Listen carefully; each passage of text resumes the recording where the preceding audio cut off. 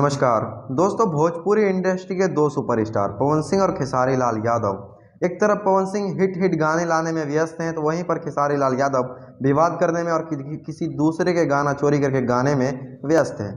दोस्तों, जो खेसारी लाल यादव का दढ़िया बढ़िया लागेला गाना आया है, उस पर भी चोरी का आरोप लगा है और एक 15-16 साल का लड़का कह रहा है कि मेरा गाना चोरी करके खेसारी लाल यादव ने गाया है। इस बात में कितनी सच्चाई है जानेंगे विस्तार से, लेकिन उससे पहले अगर आप चैनल पर नए हैं तो वीडियो को दिल से लाइक करके चैनल को सब्सक्राइब कर लीजिए।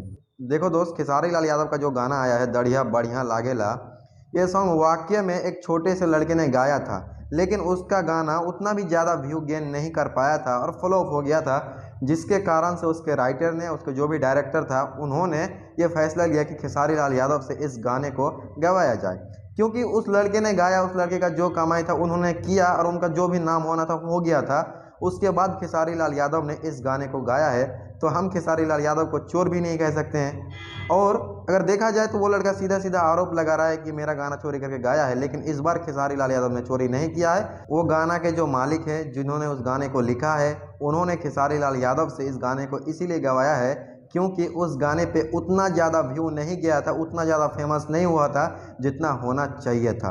और एक गाना लिखने में राइटर को उतनी ही ज़्यादा मेहनत करना पड़ता है जितना एक छोटे सिंगर के लिए वो लिखते हैं और एक बड़े सिंगर के लिए लिखते हैं। तो अगर उसका गाना फ्लॉप हो जाए तो एक राइटर क्या कर सकते हैं, बड़े सिंगर से उसको गवाना पड़ेगा, मजबूरी है। तो इसमें हम खेसारी लाल यादव को चोर नहीं कह सकते हैं। बाय द वे, इन सब चीज़ों को लेकर आपकी क्या राय है, आप हमें कमेंट सेक्शन में बताइए।